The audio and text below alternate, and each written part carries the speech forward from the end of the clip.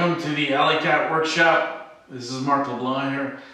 Today is April 14th. My last video that I took out was about 3 weeks ago. I was hoping to get a new video out this week. This is the project right here. But I'll talk about this in a little bit and you'll see that I've run into a number of snags. And so I'm kind of blocked at this point. What you just saw or heard before this intro was the sound of dynamite warnings. The lot right next door has been sold. So the folks that have bought that lot are getting a house built, and the building is started about 10 days or so ago. And the first thing that they had to do was start blasting some of the rock that the house is going to eventually sit on. They blasted about 15 times. And every time our house shook, and we heard the noises, and it was pretty impressive. So I invite you to stick around because at the end I've actually got footage of one of those explosions. So let me bring you up to speed on what has happened since my last vlog and what's happened in the AlleyCat's workshop. So the first project I built was this drill press stand, and it turned out just great. I absolutely love this. This is I got the plans from Brad Rodriguez at Fix It, Build That. He sells his plans for about $9. They were very well done, and if you follow his video and the plans, this thing is just a cinch to build. So I really like how this turned out. First of all, this is on casters, so this unit is completely mobile. I could bring it anywhere inside the shop if I need to, but right now in this spot, it's perfect. The second thing that I really like about this is these drawers, because what I've put in here is anything that has to do with drilling. So my drill bits are here. I've got in the third drawer all my Craig accessories for pocket screws. What I even did is I added a couple of screws on the side here so that I could hang up my Craig pocket screw jig. So this turned out just absolutely great. Once the stand was built, I started assembling the drill press. This is a pretty heavy unit, but if you do it step by step or piece by piece, it turns out it's actually very easy to assemble. So this is now bolted on, it's secure, it's good to go. This was a great project. It took me about 3.5 days to build, and it was beautiful. Things started getting a little more interesting. For my next project, I tried to solve a problem that we have in the house. This is the front entrance, and here are the doors for our closet. During the move, one of these drawers broke. There are panes of glass in these doors, and the top one on one of those doors broke. This is the wall opposite to where the closet doors are right over here. Interestingly, this wall is decorated with a mosaic of what turns out to be laminate flooring, and also interestingly we have some laminate flooring left over that was left in the workshop. So that gave me an idea, and the idea was this: replace the planes of glass with plywood, make this a flush flat surface, and then glue that laminate flooring in a mosaic pattern to decorate the door. Sounded like a really good idea at first, but then I realized that by adding the laminate flooring, these doors would be too thick, and therefore they would rub against each other, and this solution would not work. Project failure number 1.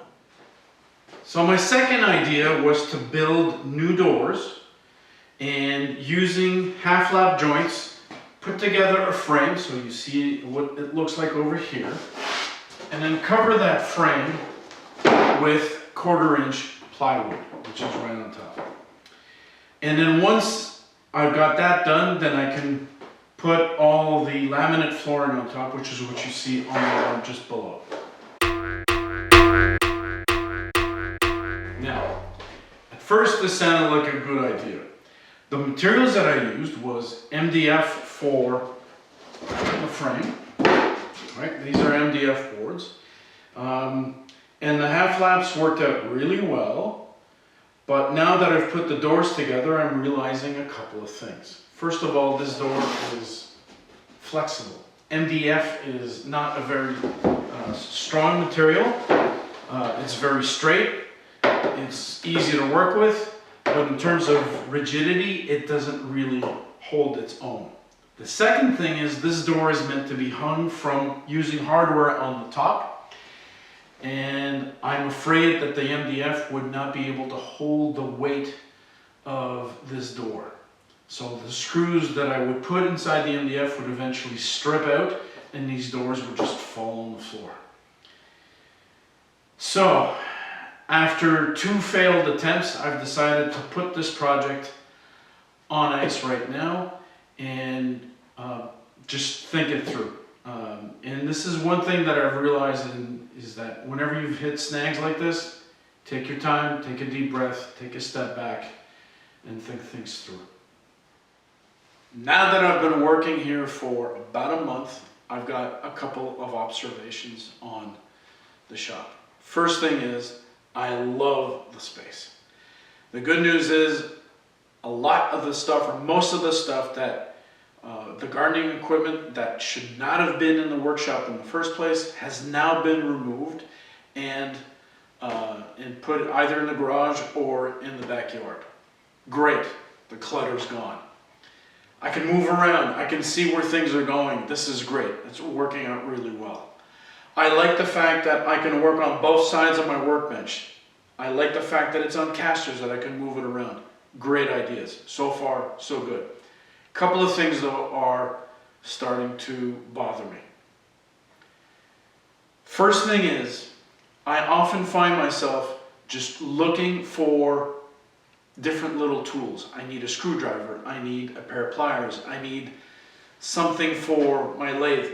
Where is it? It's in a box, it's in storage, the clutter's driving me nuts. So the idea of having the drill press stand with its dedicated, here's the stuff for drilling, you know, that type of idea, I love it. It works out great. Let me show you another thing that's bothering me and how I plan to address it. This is a table that you find right next to the main door of the workshop, and it's turning into an absolute mess. I bought into Steve Ramsey's weekend workshop, a weekend woodworker course, and there's a plan that he's got for a cart. It's just something that I need. What I want to do is use this cart so I can quickly get access to the stuff that I need when I'm working, for example, at the table saw or at my bandsaw, like all the safety equipment. It's lying there on top of the table, and you know what? I never seem to find it when I need it. So, time to do something about it. All right, so here goes. 1, 2, 3, 4. In conclusion, a couple of things. One is I'm not discouraged. Projects will fail. It's the nature of the beast. And I'm finding that I'm really rusty. Looking back on the past 6 months, I realize that I've barely done any woodworking. So I'm, rusty, but I'm not discouraged.